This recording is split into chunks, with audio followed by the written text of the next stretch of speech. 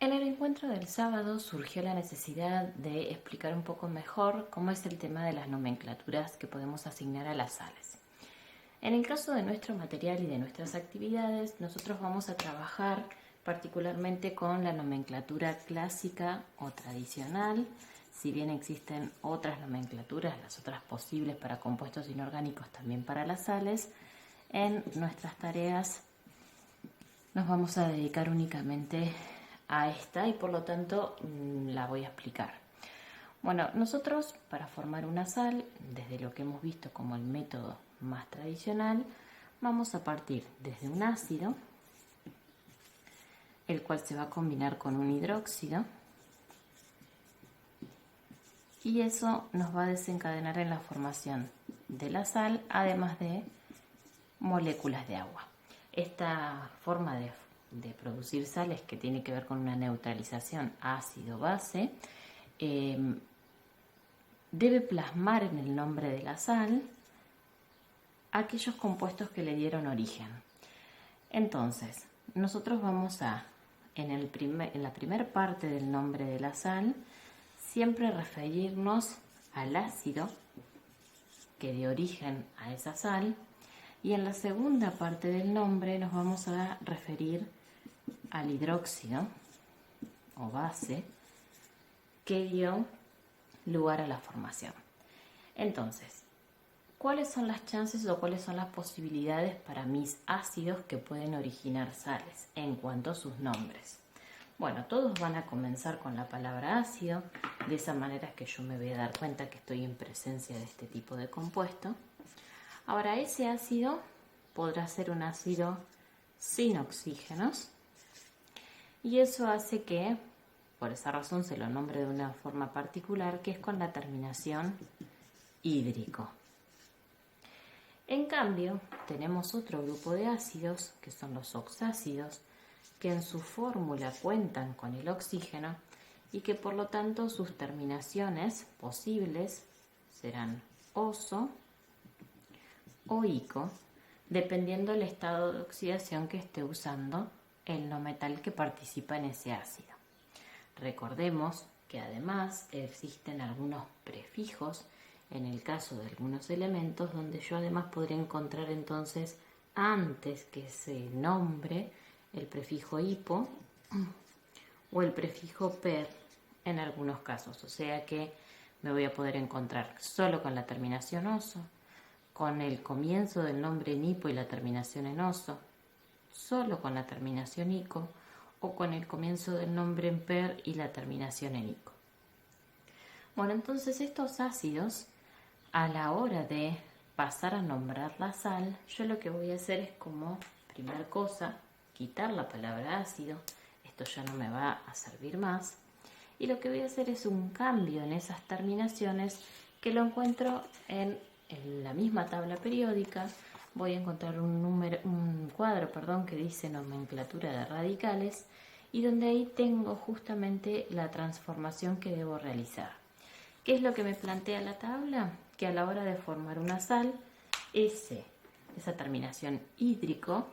la voy a tener que cambiar o transformar por uro. De esa manera es que, por ejemplo, la sal de mesa, que se llama cloruro, viene de que el ácido que le dio origen terminaba en hídrico, que es el ácido clorhídrico.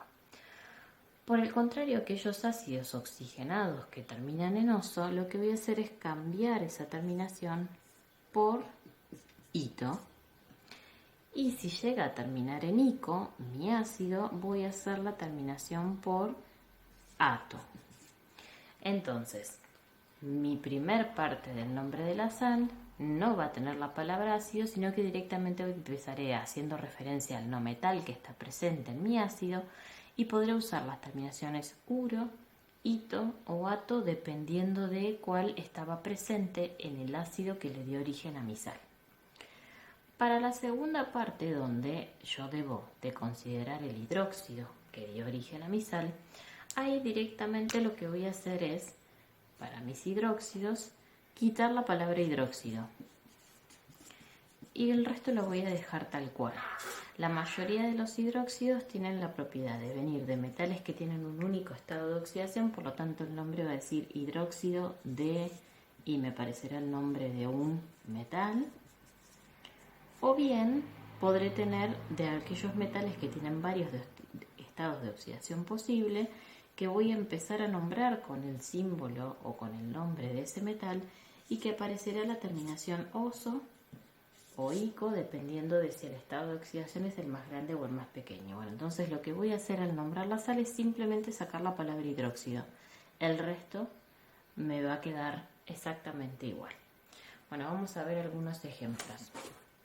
Si yo, por ejemplo, combino para formar mi sal al ácido sulfuroso, que está haciendo referencia al azufre usando su menor estado de oxidación posible, y lo voy a combinar con el hidróxido de calcio, bueno, en ese caso, si yo tuviese que nombrar a la sal, lo que voy a hacer entonces es quitar la palabra ácido, en el nombre hacer el cambio de la terminación oso por la terminación ito. Acá la realidad es que hay un leve cambio mayor, que es que además se cambian la U y la R directamente a las sales, se las denomina sulfito, y al hidróxido le saco la palabra hidróxido y me quedo con el resto de calcio. Sería entonces el nombre completo de mi sal, sulfito de calcio. Si por ejemplo el ácido que le da origen a mi sal es el ácido perclórico y se combina con el hidróxido de sodio, lo que voy a hacer es quitar la palabra ácido, cambiar ico por ato, o sea, perclorato sería el nombre de mi sal, y voy a quitar la palabra hidróxido y me quedo de sodio. En este caso no cambiamos el prefijo per, sino que solo la transformación es en la terminación, donde ico cambia por ato. Bueno, ¿qué pasa si me hacen al revés? O sea, si yo cuento con el nombre de la sal y debo de pensar qué compuestos le dan origen. Por ejemplo, a mí me dicen que tengo la sal sulfuro férrico. Bueno, lo que yo voy a hacer es, como mi primer parte del nombre me está haciendo referencia a un metal que es el azufre y la terminación que está acompañando es uro, quiere decir que esta sal proviene de un ácido cuya terminación era hídrico, o sea, yo tendría que hacer el ácido sulfídrico y combinarlo con el hidróxido, donde voy a tener en cuenta para su formación al hierro con su mayor estado de oxidación, o sea, voy a combinar al ácido sulfídrico